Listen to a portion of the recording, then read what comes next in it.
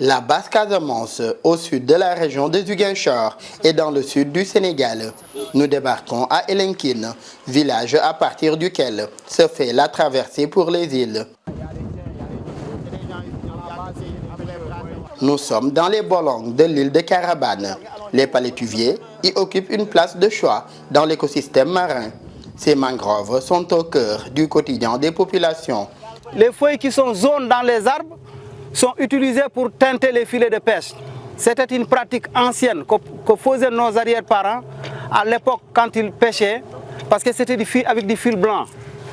Donc, les branches sont utilisées généralement par des populations pour faire des charpentes de leur toiture. Et également aussi, du bois mort est utilisé pour faire la cuisine. Face à leur dégradation, ces palétuviers sont aussi protégés par les populations locales.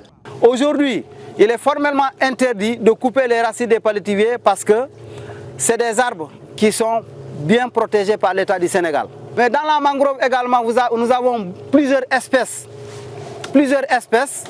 Donc nous avons des animaux.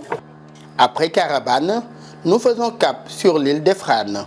Cet homme en est le fondateur. Sur l'île, il veille aussi à y préserver l'environnement.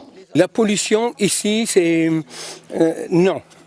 Le plastique que quelqu'un amène ici, il est obligé de partir avec.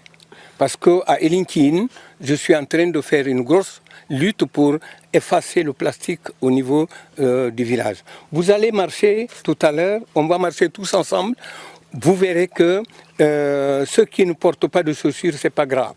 Cette île étant un site touristique, le tourisme contribue également à réduire l'immigration irrégulière. J'ai édifié ce campement-là pour recevoir les voyageurs qui arrivent de partout. Je suis aussi un pilier de cette formule de campement tourisme rural qui est née aux années 1972, 74 comme ça.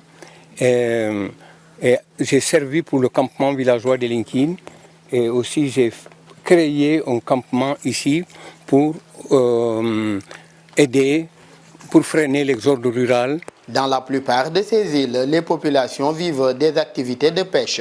Face aux effets du changement climatique, les communautés y développent des solutions locales, une forme de résilience communautaire.